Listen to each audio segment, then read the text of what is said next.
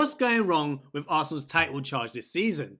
Did their summer transfer business cost them the Premier League title this season? And do they have a mentality problem? We'll be exploring all of these issues in today's episode. Welcome to a game of two halves. And in this episode, I will be digging into the Aston Villa game, but I want to dig even deeper into why Arsenal's title race has faltered for the third season in a row. A game against Aston Villa at home at the Emirates again has dented their title hopes, especially with Liverpool winning at Brentford. Arsenal fans, let me know how you're feeling about the performance and result against Aston Villa. How and why did you let that 2-0 lead slip? What do you think about another potential trophyless season come the end of the year? And is Mikel Arteta the man to take you forward into the next season? Can he be the one to win that first title in a long while? Now make sure to like and subscribe if you enjoy the content to support the channel, and let's jump into a breakdown of the game. Now Arsenal were 2-0 up after 55 minutes, and that's where you can't talk about the ruthlessness in front of goal. You have to talk about how and why they let that lead slip. Now we all know how Arsenal like to play tactically. They have a very positional play-based system. They all have strict positions of where they need to be when they're in possession of the ball and out of possession of the ball. And they have strict routines and how they build it up from the back in a slow and methodical manner.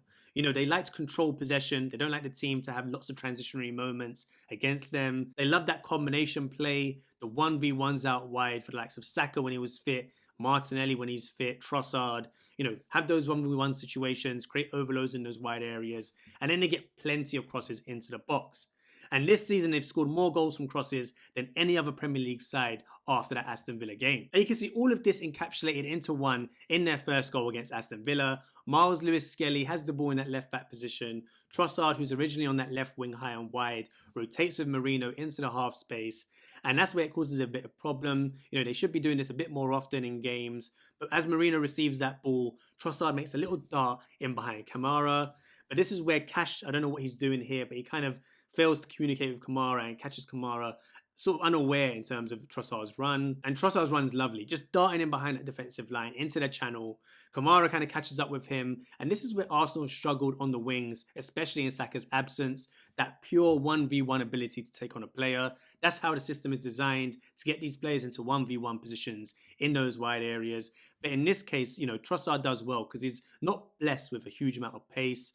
But what he does and what he's able to do is shimmy and feint and create a nice little half yard of space. And he can cross with either foot, which sort of makes it tricky for the defensive line and the player marking him to sort of stop what Trossard wants to do. And Trossard puts a lovely ball into the box, and Ian Maatsen, you know, it's been well analysed so far, but he sleeps at the back post, doesn't really check his shoulder, and Martinelli sneaks ahead of him and finishes at the back post. And the funny thing about all the goals in this game is that they all came from crossing situations and first time finishes in and around that 6-yard box. Halves puts Arsenal 2-0 up from a very similar situation. Again, great work from Trossard on that left wing.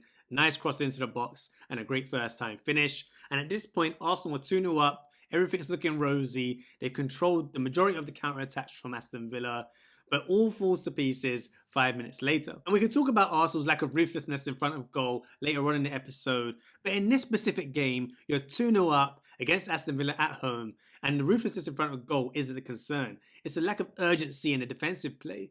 And in this first goal, you can see Bogard picks up this ball in that central midfield position. You know, Arsenal are sort of settling into a mid-block, but they're allowing an easy ball out wide to Digne. And what Aston Villa did really well was they pushed most of their attackers onto Arsenal's defensive line and prevented Partey from moving wider positionally in case Ramsey was sort of slipped in behind. But as Bogard gets that ball and clips it out wide, this is where we sort of see that lack of urgency from Arsenal, and specifically Thomas Partey. He's not a natural right back, but general football sense here is get out to that player and stop any cross into the box, or at least block certain lines into the box.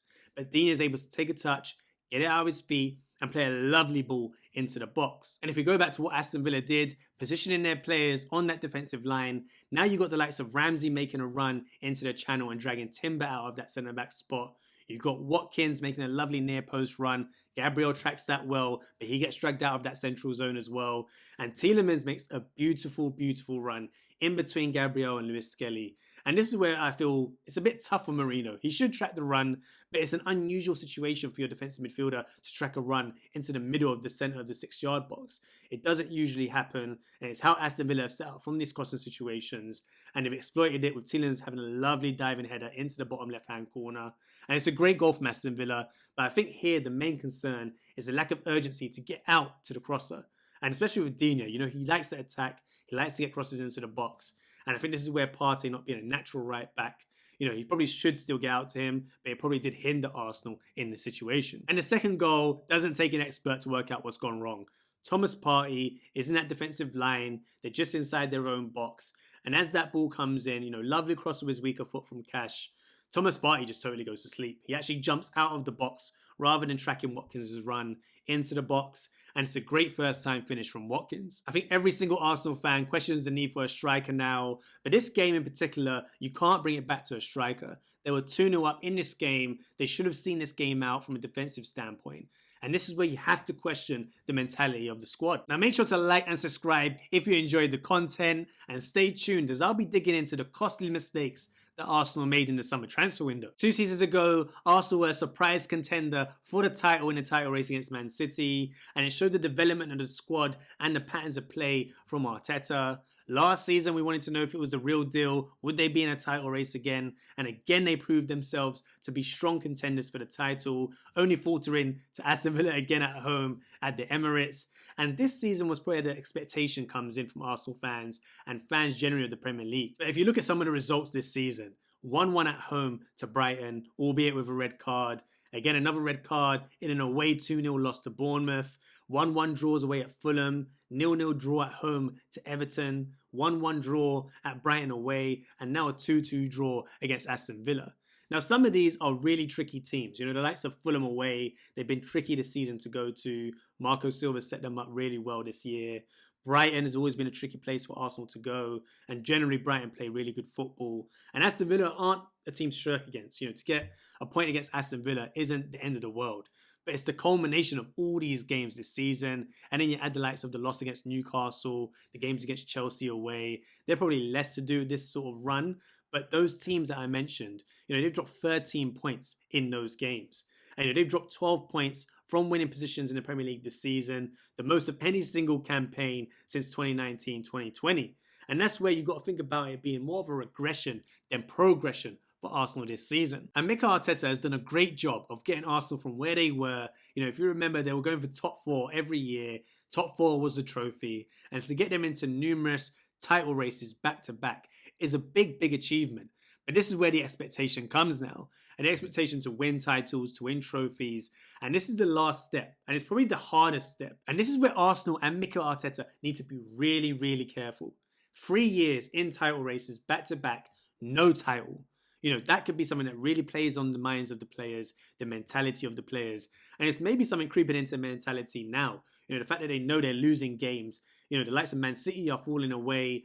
Slot was this season a new guy that no one expected to do anything. It's like opened up a clear path for Arsenal to win the title. And again, they faltered. And that can play on the mind of the players, the squad, Mikel Arteta, and the fans. And this is where the trouble comes next year as to what happens in the summer if they were to win nothing again. Gabriel is a top defender. Saliba is a top defender. Saka is a top right winger. These are players that will be sought after by the Real Madrids, the Barcelonas, the big clubs, the Bayern Munichs. Would they be happy to play again for another season and try and chase the title? I don't know. I don't know if they will be. I assume they will be. They'll give it one more go maybe. But this back-to-back title races with nothing to show for it, no cups at all. Even when Jurgen Klopp was going after Man City, they were winning things on the side. They were winning Champions Leagues. They were winning titles. They were showing they can get over the line. But this Arsenal team hasn't won anything, and it's something that Mikel Arteta really needs to address. But you cannot just put this all down to a mentality issue. You cannot ignore the injuries they've had this season. If you look at the likes of Ben White, Tomiyasu, Zinchenko, Calafiori, Bryce has been out for a while. Odegaard was out at the start of the season. Saka's been out for a while now. Jesus has just picked up an injury. These are all big, big injuries. And, Saliba looks like he's about to be out for a period of time now as well. And then when you have the likes of Ben White and Saka out at the same time, that whole right side was so key and fundamental to Arsenal's attacking play last season. The amount of goals that came from the combination of Ben White, Odegaard, and Saka down that right-hand side cannot be ignored. Even with all the injuries, you expect in your third year in the title race to have the squad depth to be able to deal with big injuries. Man City have previously won titles without Kevin De Bruyne for long periods, a big star player. Even this season, if you look at Liverpool, they've been without the likes of Alisson, Konate for extended periods of time, Joe Gomez, Jota. These are players that add to Liverpool, and they've been having to deal with them, especially with a disrupted back line. And that's where you can't only blame the mentality, you can't only blame the issues in terms of the injuries. It's a wider issue at Arsenal, and it's something even when they get injuries back, there is that little doubt about the club as a whole as to whether they can get over the line with some of these titles. And that leads me on to the summer transfer window for Arsenal from earlier on this season. I have to compare it to when Liverpool won the title and what they did to achieve that success. I'll call it the Alisson and Van Dijk transfer window. They identified two key areas they had to sign the highest quality of player, and they went out and got them. And that's what baffles me about Arsenal's transfer business in the summer transfer window. Instead of prioritizing two elite players to come in and improve the first team, they went out and bought squad depth. They prioritized improving the squad rather than improving the first 11. Buying Calafiori for 45 million euros, Mikel Merino for 32 million euros. If you look at that left back position where they bought Calafiori, they already had Timber coming back from an ACL, Zinchenko as a backup, and Tomiyasu that can play down that side. And then Mikel Merino, who is a good player, and I'm not going to doubt that. It's about what you want to spend your money on and your squad planning in that season when you know you want to be going for the title. When you look at the squad depth in that front line, the likes of Trossard, Martinelli, Jesus, Havertz, away from Saka, who's probably the only world-class player, they would be great squad players in a title race. But they're being trusted week in, week out to score the goals for Arsenal. And you can see these problems in the data. They've scored 43 goals from an expected goals of 36.7. They are outperforming their expected goals. But when you look at the expected goals figure and per 90 figures, they're on 1.67 goals per 90. That's 7th in the Premier League. And they're not creating enough high-value chances on a regular basis in their games. And that's led to sort of stalemates against Everton and sort of the results that I spoke about earlier in this episode. Last season, they had an expected goals of 2 goals per game. It's a big drop-off this season. And the likes of Saka being out, Odegaard being in and out of form and with injury, and then relying on the rest of those players, along with Raheem Sterling, who's arrived on loan, to get the goals, has been a real problem this season. And now they've arrived at a January transfer window with Saka out injured on that right wing, Jesus out with an ACL injury, and they've got no option but to negotiate from a weakened position. Clubs are going to hike up the transfer fee. Players are not going to be available of the quality that they need this season. And so I don't think they even should buy a player in a January transfer window. I think they should just wait to the summer transfer window, accept what happens this season, and go again next season. And that's why I think they are out of the title race. I think they're never going to get the player they need to improve that front line to a sufficient level. And they should really save that money, especially for PSR reasons, for the summer transfer window. And I think we have to ask at this point, potentially with another trophyless season on the cards, is Mikel Arteta the right man to take Arsenal forward? And I think he is. I think he should be given at least one more season to see what he can do. I think he's built a great defensive unit, a great midfield unit, a really solid team. But now they have to invest in that front line, especially in the striker position. And if they can get a left winger, a top-class left winger as well, then it should improve them in the upcoming season. The main concern is the mentality aspect. And what will these players do after another trophyless season? Will Gabriel be happy to stay? Will Saliba be happy to stay? Will Odegaard be happy to stay?